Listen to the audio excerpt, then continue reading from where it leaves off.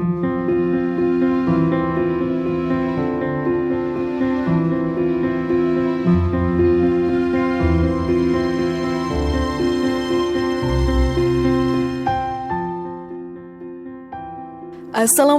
warahmatullahi wabarakatuh. Apa kabar sahabat beriman? Selamat datang di Calm Channel.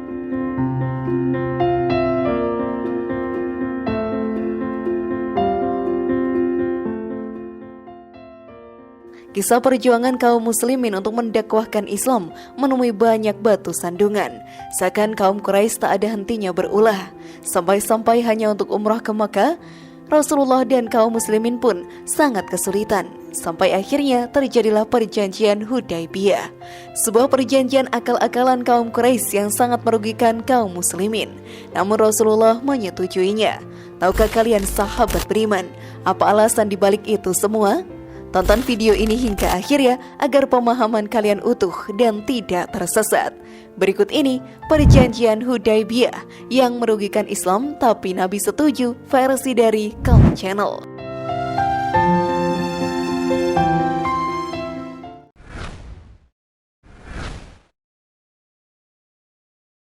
Asal mula perjanjian Hudaybiyah. Pada tahun ke-6 Hijriah bulan Zulkaidah, telah terjadi peristiwa bersejarah, yaitu perjanjian Hudaybiyah yang melibatkan umat Islam dengan kaum Quraisy. Kala itu sahabat beriman, Nabi Muhammad berniat melaksanakan ibadah umrah ke Makkah dengan membawa rombongan besar berjumlah 1.400 orang. Kota Makkah yang dikuasai kaum Quraisy sempat was-was dan berniat mencegah kedatangan rombongan Nabi Muhammad.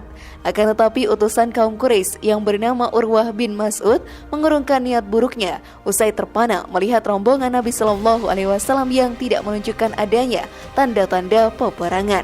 Bahkan untuk menghindari konfrontasi, Rasulullah Shallallahu Alaihi Wasallam dan rombongannya bahkan mengambil rute yang berbeda hingga sampai di wilayah Hudaybiyah. Di wilayah inilah kemudian Rasulullah mengirim sahabatnya Utsman bin Affan yang sekaligus menantunya untuk memasuki kota Mekah terlebih dahulu, dikarenakan Utsman memiliki banyak koneksi yang bagus di sana.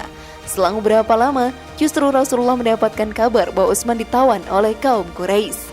Hal ini membuat Rasulullah khawatir dengan kondisi Utsman, sampai-sampai meminta rombongan kaum muslimin untuk bersumpah setia kepada Rasulullah. Pada saat inilah Utsman bin Affan kembali menemui Rasulullah dengan membawa para utusan kaum Quraisy untuk bernegosiasi. Negosiasi ini pun dihadiri oleh Rasulullah dan Ali bin Abi Thalib dari kaum muslimin, sedangkan Suhail bin Amr, Mikhras dan Khawatib dari Quraisy. Yang kemudian isi dari negosiasi ini disebut sebagai perjanjian Hudaybiyah. Namun sebelum video semakin berlanjut, klik dulu tombol loncengnya supaya kita tetap bertebar syiar melalui channel ini. Mari berbagi pengetahuan dan ilmu yang bermanfaat. Amin ya robbal alamin.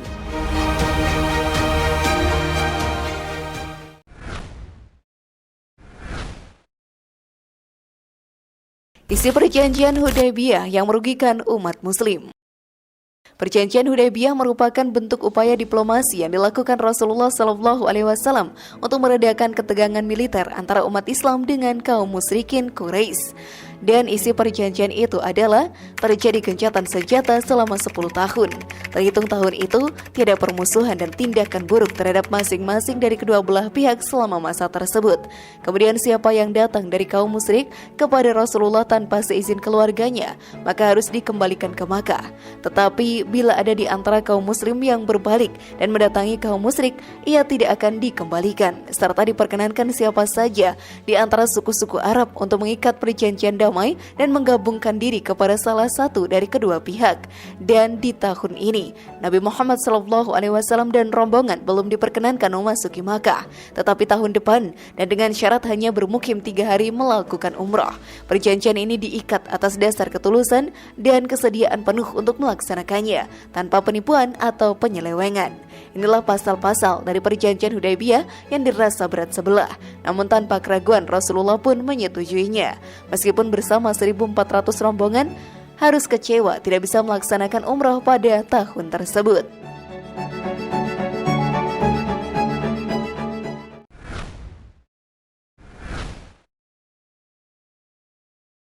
Hikmah dibalik kerugian dari perjanjian Hudaybiyah. Sahabat beriman, Dalam perjanjian ini ada satu pasal yang mungkin bisa dikatakan sebagai pemboikotan. Pasal yang apabila ada kaum muslim datang ke Makkah, maka orang ini tidak boleh keluar dari Makkah sampai nanti perjanjian selesai. Kemudian apabila ada orang-orang Makkah atau Quraisy datang ke Madinah, mereka tidak boleh ditahan. Mereka diperkenankan kembali lagi ke Makkah. Sungguh sangat merugikan. Akan tapi Rasulullah menjelaskan bahwa ketika ada kaum muslim ditahan dan tidak boleh keluar dari Makkah, mereka justru akan menjadi duta umat Islam. Mereka akan memperlihatkan bagaimana akhlak umat Islam yang sesungguhnya. Dari sini, kemungkinan banyak orang yang akan tertarik untuk memeluk agama Islam. Di samping itu, orang Quraisy yang datang ke Madinah, mereka dibiarkan bebas untuk melihat Madinah.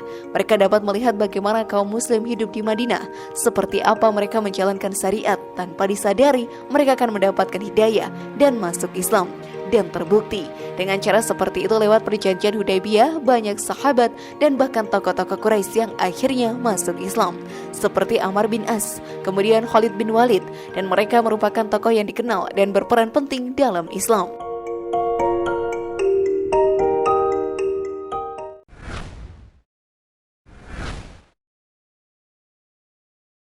Nabi Muhammad adalah diploma terhebat.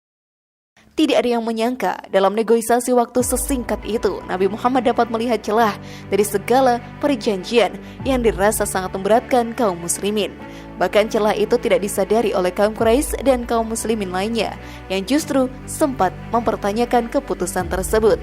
Allah pun berfirman, "Sesungguhnya kami telah memberikan kepadamu kemenangan yang nyata, supaya Allah memberi ampunan kepadamu terhadap dosamu yang telah lalu dan yang datang, serta menyempurnakan nikmatnya atasmu dan memimpin kamu kepada jalan yang lurus, dan supaya Allah menolongmu dan pertolongan yang kuat atau banyak."